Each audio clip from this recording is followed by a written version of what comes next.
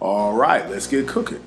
Welcome to the latest edition of Chin Check Sports Radio. I'm your host, JD. I want to thank you all for taking the time out to listen to our program. And as always, we welcome any feedback, suggestions, comments, and criticisms, which improves the quality of our program, which also improves your listening experience.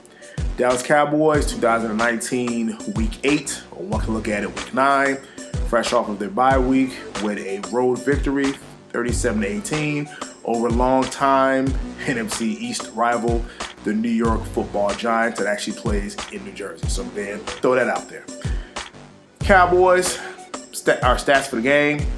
Quarterback Dak Prescott, 22 of 35 passes, 257 yards, 3 touchdowns, 1 interception, which happened to be on the very first play of the game. Running back Ezekiel Elliott, 23 carries, 139 yards. Amari Cooper, 4 catches, 80 yards, 1 touchdown. Jason Witten, 8 catches, 58 yards. First game playing on Monday night since leaving the Monday night booth. Tight end Blake Jarwin, 1 catch for 42 yards and a touchdown.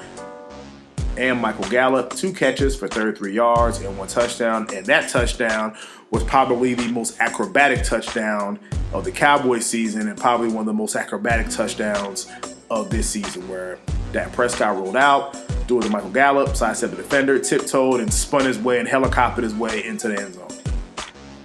The Cowboys defense, probably one of their better games, held star running back Saquon Barkley to 28 yards on 14 carries.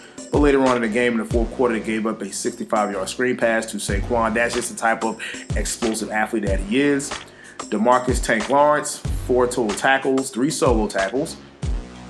And a big one on Saquon. And the reason why I want to bring up this big one on Saquon, they were driving. I think they had the ball, I'm going to say, inside the 5-yard line. And DeMarcus Lawrence went from the left side of the line, slashed and stunted inside, and met Saquon Barkley in the hole. And I thought that really, to hold the Giants to 3 points where the momentum of the game really could have shifted at that time, I thought that was a big play of the game. 1 sack, 2 tackles for loss. Newly acquired defensive end Michael Bennett contributed with 1 sack. Defensive tackle Malik Collins with 1 sack. Defensive end Dorrance Armstrong had 1 sack and 1 forced fumble. Xavier Woods, 1 interception for 29 yards. Jordan Lewis picked up the aforementioned Dorrance Armstrong's fumble, ran it back for a touchdown. So I kind of wrestled with the Chin Check Dallas Cowboy Player of the Week. You know, I try to have a good balance.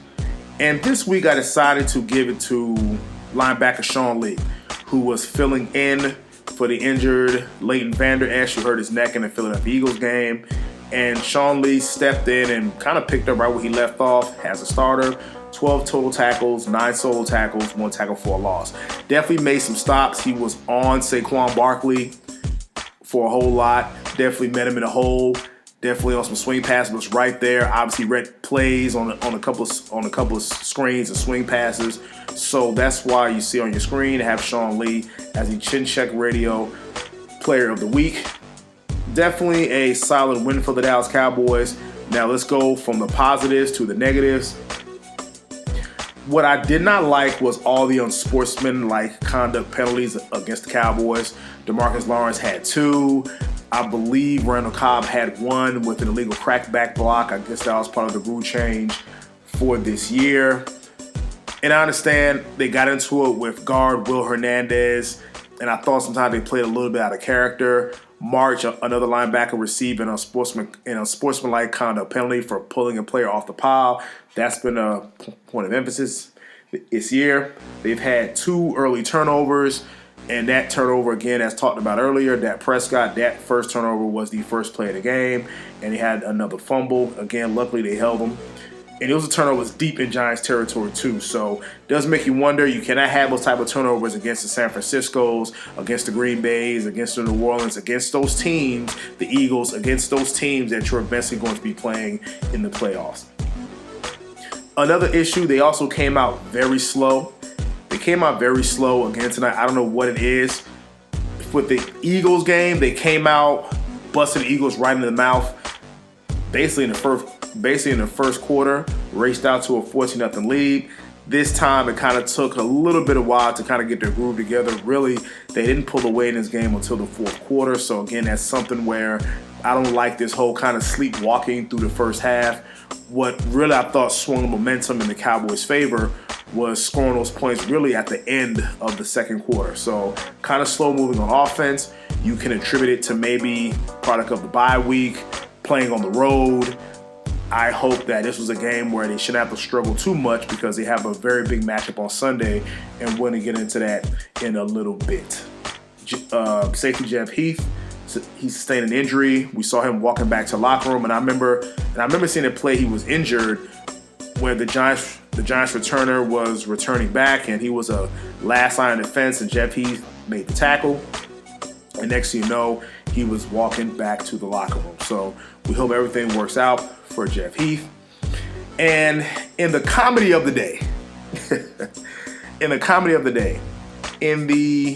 with about 5:50 to go in the second quarter, a black cat runs out onto the field. And let me just say, the Dallas Cowboys allowed more rushing yards to that black cat than they did to Saquon Barkley. Yes, folks, I know I'm being petty. But I know I'm being petty.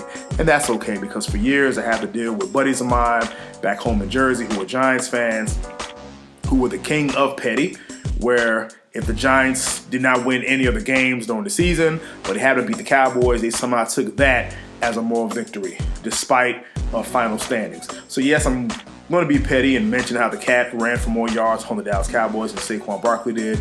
And if Giants fans don't like it back home, damn you. So just a quick shout out to my buddies, to my brother Erupt, to Lil Cuz, to John, to my nephew Tony, and to Big Warren. And yeah, Big Warren, I know you're listening, brother.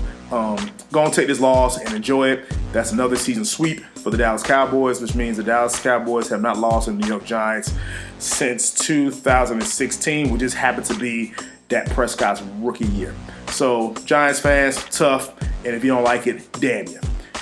So moving right along, which brings us into their next matchup this Sunday at home, Sunday night, versus a very talented Minnesota Vikings team who is off of a close, heartbreaking loss on the road to the Kansas City Chiefs. Now, why is that win important? Like I was kind of telling some of my friends tonight, is that the Cowboys currently lead the NFC East division, and clearly they own the tiebreaker over the Philadelphia Eagles for now. And I understand the goal is to keep winning ball games, so you really want to go on a good run from this point on as we're in the second half of the season. But why there's a little bit more emphasis to me with that game against Minnesota is because the Minnesota Vikings are, if the playoffs were to start today, would have one of the wild card spots, because they show the graphic on the screen. And I look at it like this. Let's make it a point to defeat the Minnesota Vikings, because not only are you still in the driver's seat of the division race, which if you win the division, you're guaranteed a spot in the playoffs. But let's say by chance you somehow end up blowing a playoff and now you have to fight for a wild card spot. Now you have the benefit of the head-to-head tiebreaker win versus the Minnesota Vikings. So next Sunday is a very pivotal game. And I also noticed the Rams are also in the hunt as well. And that's something that we'll tackle that towards the end of the season. But this week, a very important game, definitely to, again, keep pace ahead of the Philadelphia Eagles in the NFC East. But as a fallback plan to stay up in the wild card standings, because it does appear whoever comes out of the NFC East could be the only team that's going to the playoffs. So you definitely want to have that win kind of over the Vikings, to put that in your back pocket, where if you're out of the division race, you clearly hold that tiebreaker over the Vikings to assure your spot at the playoffs. So, and again, the Vikings will be their second game on the road with quarterback Kirk Cousins, who people say he doesn't play well in prime time.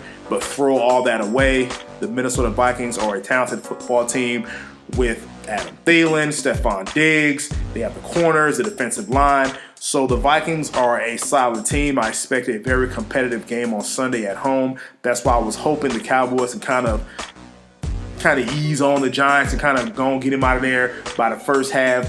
the third quarter. But as usual, when it comes to divisional matchups and a divisional opponent on the road, regardless of record, you have home crowd, you have energy, so the ball bounces a certain way here and there.